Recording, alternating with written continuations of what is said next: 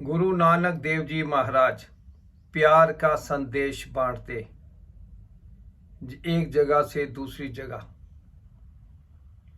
लोगों को सत्संग सुनाते, उनका जन्म उद्धार करते, कुछ दिन रुकते, फिर दूसरी नई जगह को चल पड़ते। लोग सत्संग में आते, उनके जन्मों का उद्धार होता।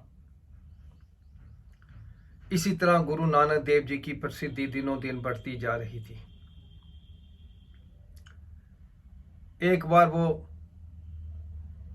एक शहर में आए तो वहां के लोगों ने उनका बहुत ही तहे दिल से स्वागत किया और उन्हें कुछ दिन रुककर सत्संग के राही उनका जन्म सफल करने की विनती की।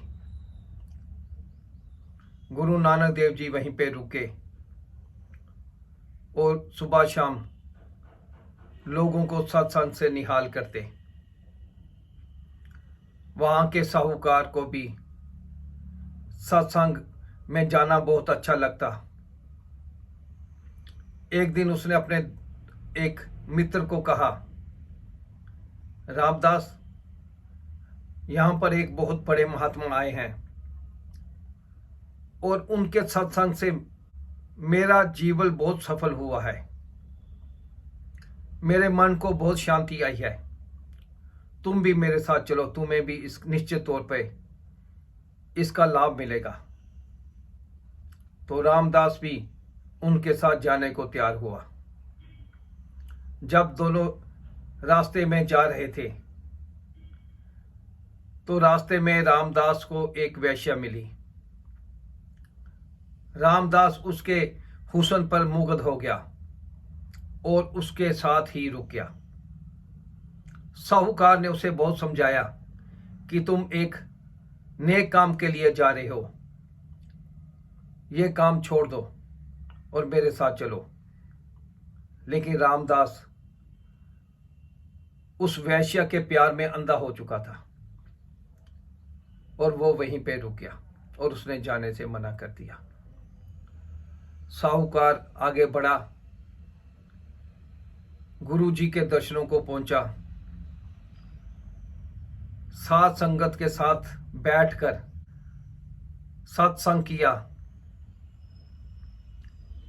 और फिर वापस आया और उसका दोस्त उसे वापसी वक्त मिला और दोनों घर आ गए। इसी तरह यह सिलसिला चलता रहा। साहूकार का दोस्त रामदास रास्ते में रुक जाता वैश्या के पास और साहूकार गुरु जी के दर्शनों को चला जाता। कुछ दिन के बाद एक दिन रामदास अपने घर में अपने दोस्त साहूकार का इंतजार कर रहा था। तो साहूकार को आने में कुछ देर हो गई। तो वो बैठा बैठा एक छड़ी से जमीन को खोदने लगा तो उसे कुछ नीचे से दिखाई दिया, चमकती चीज कोई दिखाई दी। उसने और उस जगह को खोदा तो उसे एक घड़ा मिला जिसके ऊपर एक सोने की मोहर थी। रामदास बहुत खुश हुआ और उसने सोचा कि शायद नीचे सोने के सिक्कों का घड़ा है। उसने झटपट सारी खुदाई कर डाली और घड़ा बाहर निकाला तो नीचे कोयले पड़े हुए थे और उसके ऊपर एक सोने का सिक्का। तभी रामदास का दोस्त साहूकार वहां पहुंचा। जब उसको पूछा कि क्या हुआ तो साहूकार ने बताया कि रास्ते में एक बड़ा सा कांटा उसके पांव के बीच में चुभ गया और वो इतना गहरा चुभ गया कि उसे निकालना ही मुश्किल हो गया। इसलिए मुझे आने में देर होगी और मुझे चलने फिरने में भी बहुत मुश्किल हो रही है। तो रामदास ने हंसते हुए कहा, तुम तो रोज कथा कीर्तन में मस्त रहते हो और तुम्हारा ये हाल हुआ है। मैं तो मौज मस्ती करता हूँ, वैश्य के साथ समय बिताता हूँ, और ये देखो मुझे सोने की मोहर मिली है। ये देख साहूकार का दिल डवाडोल हुआ। वे सोचने लगा कि जो अच्छा काम करते हैं उनके साथ बुरा होता है, और जो बुरे रास्ते पे चलते हैं उन्हें अच्छा ही होता है। रामदास को आज सोने की मोहर मिली है। इसी दुविधा में उसने रामदास को कहा कि चलो हम गुरु जी के पास चलते हैं और उनसे पूछते हैं। पहले तो रामदास ने ही माना, बाद में साहूकार के कहने पे वो चल पड़ा। जब दोनों गुरु जी के पास पहुंचे, चरण वंदना की, बैठे और अपनी बात गुरु जी को बताई। गुरु जी अंतर्ध्यान हुए, उनके जन्मों की कहानी पढ़ी, फिर बोले,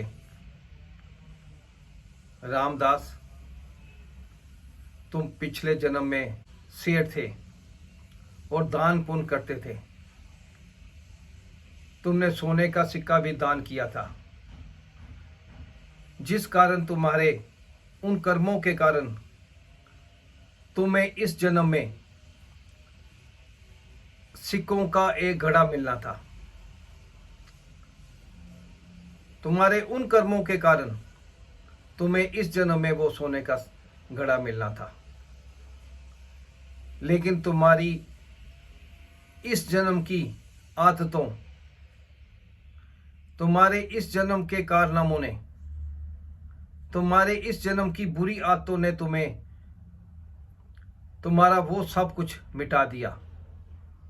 जैसे जैसे तुम गलत राह पर चलते गए, वो तुम्हारी सोने की मोहरें कोयला होती गई। आज तुम किसी कारण वहां नहीं जा सके, गलत राह पे नहीं जा सके, वैश्या के पास नहीं जा पाए, तो तुम्हारी वो एक मोहर बच गई, नहीं तो वो भी आज कोयला हो जाती। तब साहूकार ने हाथ जोड़ के कहा, महाराज,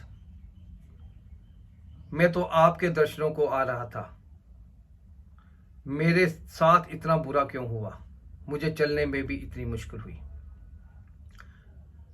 तब गुरुजी ने बताया, पिछले जन्म में तुम एक राजा थे, एक कठोर दिल के राजा थे, जो लोगों पर बहुत जुल्म करता था। तुमने कई लोगों को फांसी लगाई, उसके बदले में तुम्हारे इस जन्म में तुझे फांसी होनी थी, लेकिन तुम्हारे अच्छे कर्मों ने, जो तुम इस जन्म में करते आ रहे हो, तुम्हारे अच्छे कर्मों ने तुम्हारी उस फांसी को टाल दिया, क्योंकि तुम हमारा अपना समय सत्संग, गरीब लोगों की मदद करने में, जरूरतमंदों के साथ खड़े रहने में बिताते हो। इस कारण भगवान ने तुम्हारे वो कर्म बदल दिए और तुम्हें उस फांसी के बदले तुम्हें एक छोटी सी चोट दी। तुम्हारे पांव में एक कांटा चुभो दिया, नहीं तो तुम्हें आज तुम फांसी पे लटके गए होते। आज ये कांटा उस फांसी की जगह तुझे पांव में चुभा है। तुम्हारे उन कर्मों का तुझे कुछ ना कुछ तो यहां पे होना था, और आज तुम्हारा अच्छे व्यवहार ने, अच्छे कर्मों ने तुम्हें फांसी से बचा के एक कांटे पे तुम ला दिया। ये सुनकर साहूकार बहुत निहाल हुआ, और उसका दोस्त रामदास भी अपनी गलती पर पछतावा किया और गुरु जी को वचन किया कि आगे हम आपके रास्ते पर ही चलेंगे। इसलिए दोस्तों, हम जब भी कोई कर्म करते हैं तो हम नहीं सोचते कि इसका हमें क्या फायदा मिलेगा।